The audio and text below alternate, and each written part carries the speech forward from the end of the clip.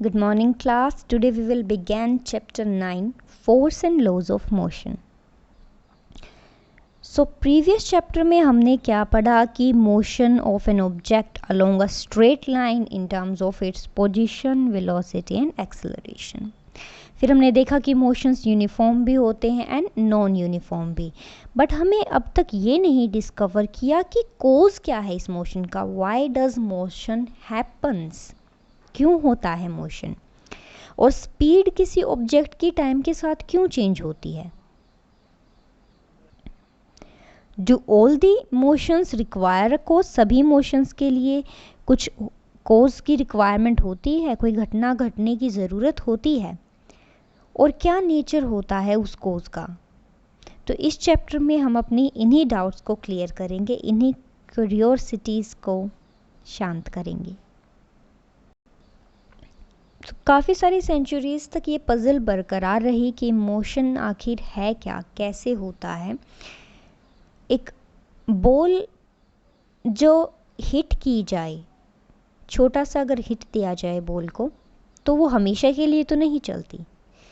इसी एक ऑब्जर्वेशन ने ये बताया कि जो मोशन है वो कैसा रहेगा, ये डिपेंड करेगा नेचर ऑफ ऑब्जेक्ट पे, ऑब्जेक्ट के नेचर पे. देन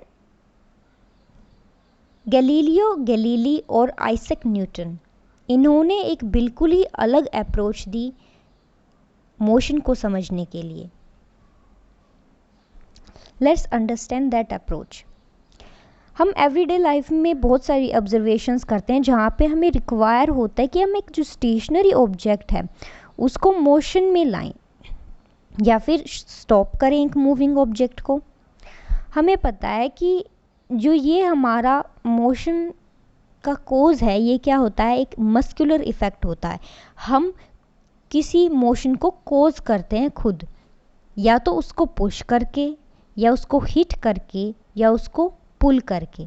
तो ऑब्जेक्ट को पुश किया जाए या हिट किया जाए या फिर पुल किया जाए, खींचा जाए, तो ये सभी में क्या रिक्वायर्ड होता है, मसल पावर. ये मस्कुलर इफेक्ट होता है हमारा, and that leads to a change in the state of the object और change its state to motion. Object move करने लगता है.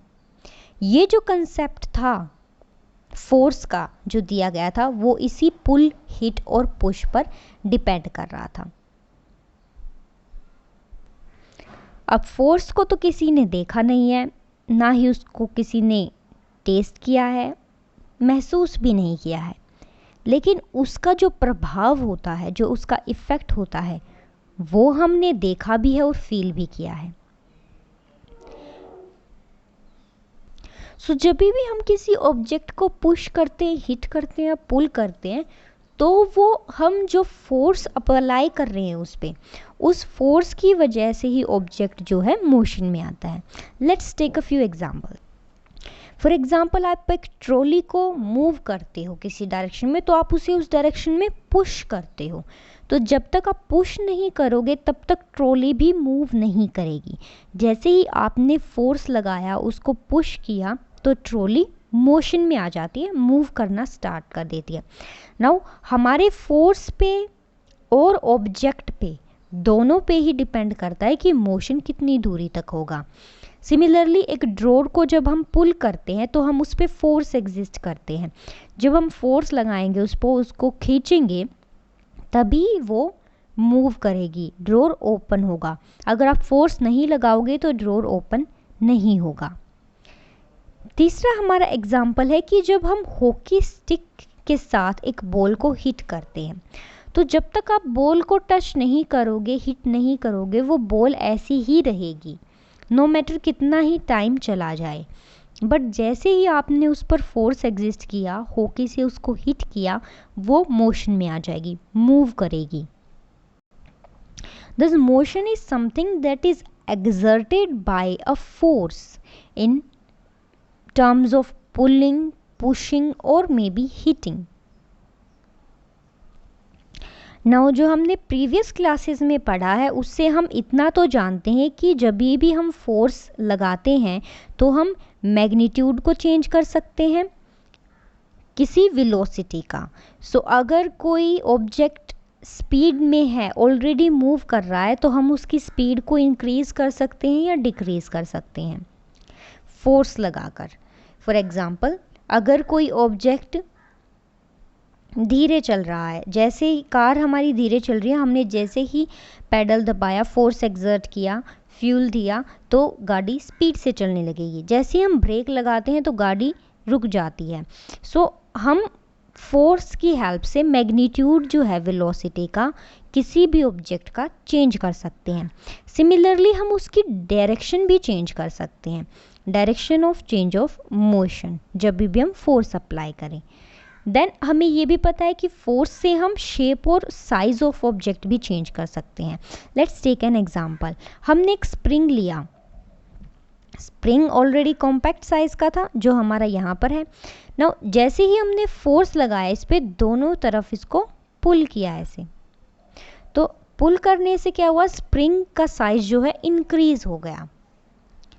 सो ये क्या था, हमारा फोर्स हमने जैसे ही लगाया स्प्रिंग का साइज इंक्रीज कर गया, यानी कि size of object changes when we apply force on them. Now एक बॉल लेते हैं, बॉल को दोनों हाथों से प्रेस करते हैं इस तरह।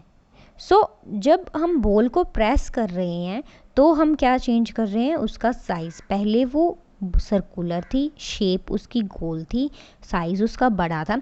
जैसे ही हमने उसको प्रेस किया तो उसका साइज जो है कम हो गया, अब उसकी शेप चेंज हो गई ओवल में।